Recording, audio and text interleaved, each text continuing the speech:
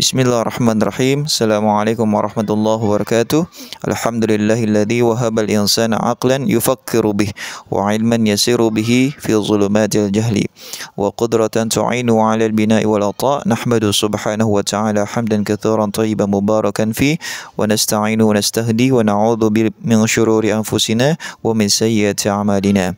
Wa asyhadu an la ilaha illallah wahdahu la syarika lah al-malikul haqqul mubin wa asyhadu anna Muhammadan 'abduhu wa rasuluh as-sadiqul amin alladzi hajara liyabni ummatan wa sara liyaquma hadara wa ja'ala minal imani nura wa minal ilmi silaha wa minal watani mas'uliyah. Allahumma shalli wa sallim wa barik alaihi wa ala alihi wa sahbihi ajma'in wa man tabi'ahum bi ihsanin ila yaumiddin. Segala puji bagi Allah Subhanahu wa taala, Tuhan semesta alam yang telah menganugerahkan kepada kita akal, ilmu dan juga kesempatan untuk terus berkontribusi dalam rangka membangun peradaban. Salawat serta salam semoga tercurahkan kepada junjungan Nabi besar Muhammad sallallahu alaihi wasallam, teladan agung yang memimpin umat dari kegelapan menuju cahaya, dari keterasingan menuju peradaban yang mulia. Ayol ikhwah yang dimuliakan Allah Subhanahu wa taala. Di era digital ini kita menghadapi fenomena baru yang sangat menarik sekaligus memprihatinkan, yaitu kabur aja dulu, yaitu sebuah ekspresi yang sering kita lihat di media sosial, muncul dari kalangan muda yang frustasi melihat realitas di negeri ini.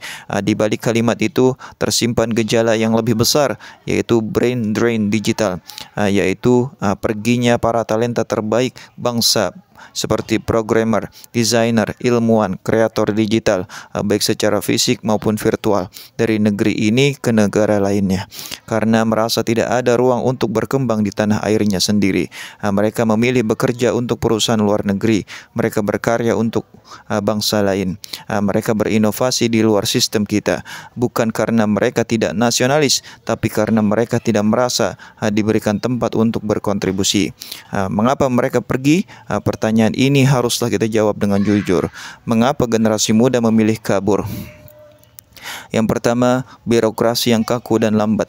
Ketika ide-ide besar mereka terhambat oleh izin yang rumit dan tidak transparan. Yang kedua, kurangnya penghargaan terhadap prestasi dan inovasi. Banyak anak muda jenius yang justru diremehkan di dalam negerinya sendiri, tapi dirangkul di luar negeri. Yang ketiga, minimnya dukungan dana dan kebijakan untuk research dan startup teknologi. Sementara negara lain menyiapkan miliaran rupiah untuk satu riset, kita masih sibuk berdebat soal legalitas. Yang keempat, lingkungan yang tidak kondusif untuk tumbuh. Ketika budaya kerja, meritokrasi, dan kebebasan berekspresi tidak ditegakkan. Ayuhal ikhwah yang dimuliakan Allah Subhanahu wa taala. Islam bukan hanya agama ibadah. Islam adalah agama peradaban, dan dalam peradaban Islam, ilmu dan talenta diposisikan sebagai amanah. Islam mengajarkan bahwa setiap keahlian yang kita miliki haruslah digunakan untuk kemaslahatan umat. Sesungguhnya Allah mencintai jika seseorang dari kalian melakukan pekerjaan, ia lakukan dengan itqan atau profesional dan sempurna. Hadis riwayat Tabrani. Marilah kita lihat sejarah Rasulullah dan juga hijrahnya bagaimana, membangun dari nol. Ketika Rasulullah SAW berhijrah ke Madinah, beliau tidak lari dari masalah. Beliau justru membawa ide perubahan. Di Madinah, beliau membangun sistem sosial, ekonomi, pendidikan, bahkan sistem pertahanan. Beliau mempersatukan kaum muhajirin dan ansar, mendorong kolaborasi dan menjadikan Madinah sebagai basis peradaban Islam. Hijrah dalam Islam bukan untuk lari dari negeri, tapi strategi membangun negeri. Yang kedua, kekhilafahan Abbasiyah dan Baitul Hikmah di masa Khalifah Al-Ma'mun. Baghdad menjadi pusat peradaban dunia. Apa kuncinya? Beliau mengundang para ilmuwan dari berbagai negeri, termasuk ilmuwan muslim diaspora, untuk pulang dan membangun pusat keilmuan, yaitu di Baitul Hikmah. Mereka diberi penghormatan, dana, fasilitas, dan kebebasan ilmiah. Ini adalah bentuk nyata dari brain gain, bukan hanya menahan brain drain, tapi mengubahnya menjadi kekuatan baru.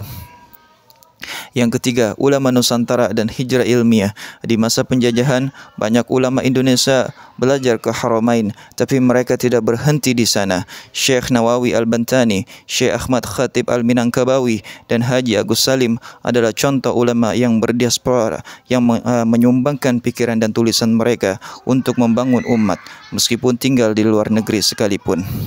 Dalam konteks global, negara yang sadar pentingnya talenta ini, negara-negara seperti Tiongkok dengan menciptakan program Thousand Talents untuk menarik kembali ilmuwan yang berdiaspora mereka.